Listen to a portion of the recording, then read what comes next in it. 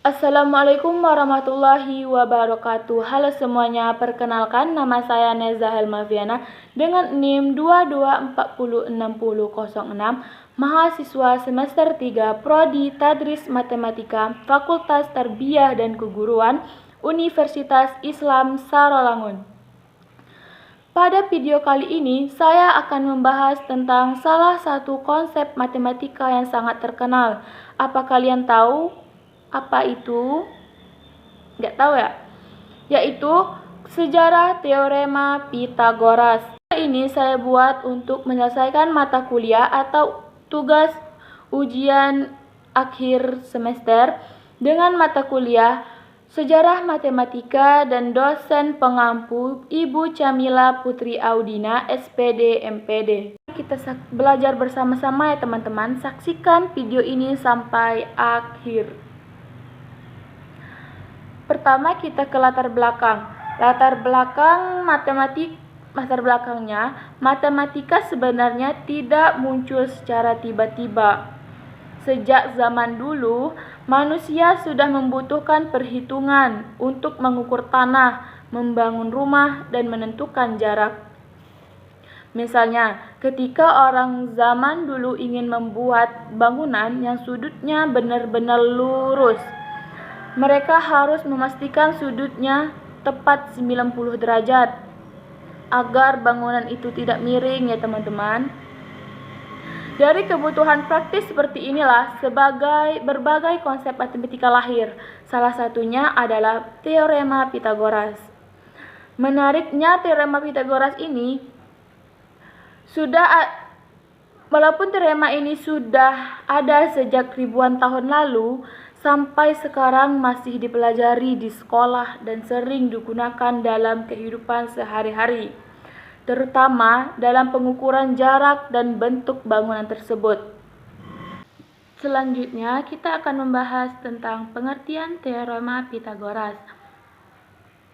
Teorema Pythagoras adalah aturan dalam matematika yang menjelaskan hubungan panjang sisi-sisi pada segitiga siku-siku. Segitiga siku-siku adalah segitiga yang memiliki sudut 90 derajat atau sudut berbentuk huruf L.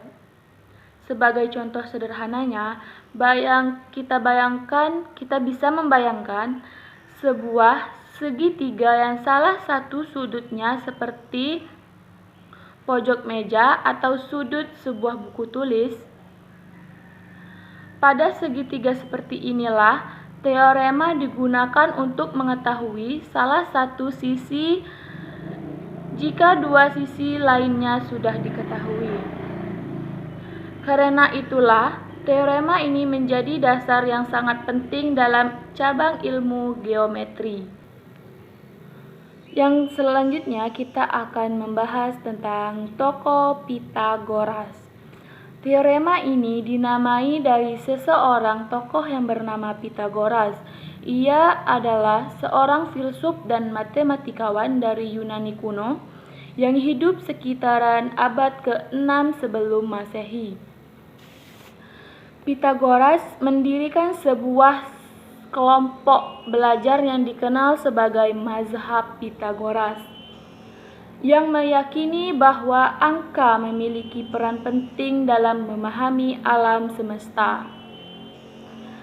Selanjutnya, kita ke sejarah perkembangan. Walaupun dinamakan teorema Pythagoras, sebenarnya konsep ini sudah dikenal oleh peradaban lain seperti Babilonia dan Mesir. Namun, Pythagoras dan pengikutnya adalah orang yang menyusun dan membuktikannya secara sistematis. Dari pengamatan terhadap segitiga siku-siku, mereka menemukan hubungan khusus antara sisi-sisinya. Selanjutnya, bunyi teorema Pythagoras.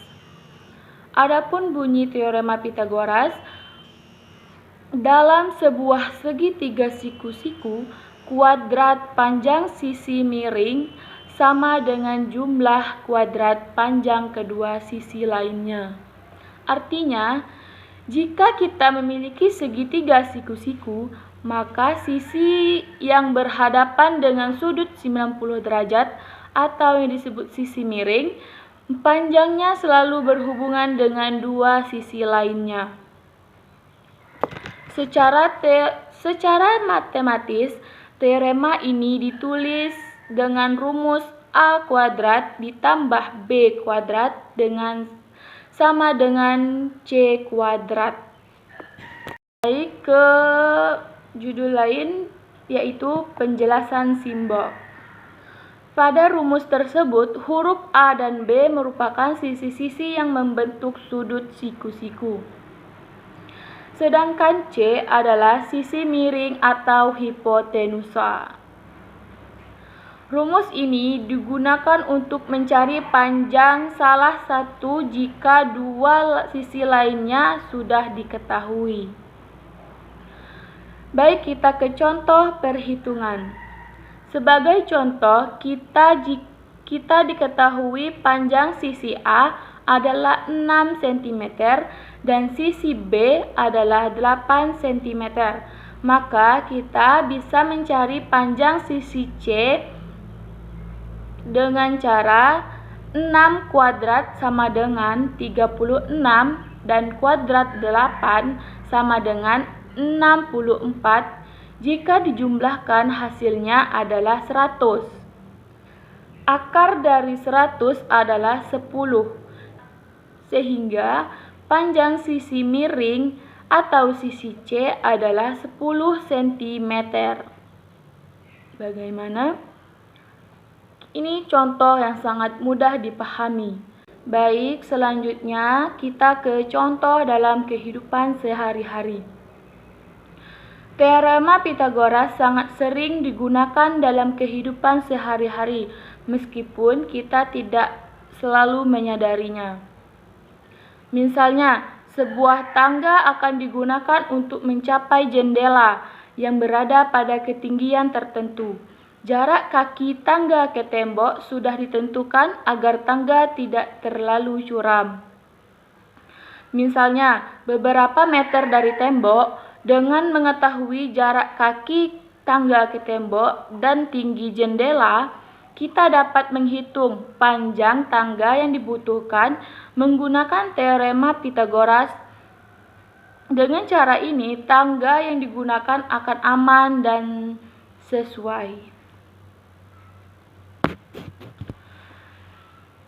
Dan banyak lagi contoh lain dalam kehidupan kita sehari-hari.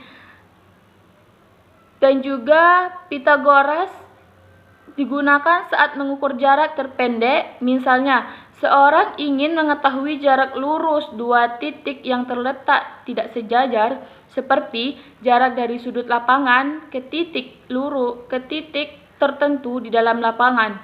Dengan bantuan konsep segitiga siku-siku, jarak tersebut dapat dihitung secara lebih akurat. Dari contoh-contoh tersebut dapat disimpulkan bahwa teorema Pythagoras bukan hanya rumus di buku pelajaran, tetapi benar-benar bermanfaat dan digunakan dalam kehidupan sehari-hari. Selanjutnya kita ke penerapan di bidang ilmu.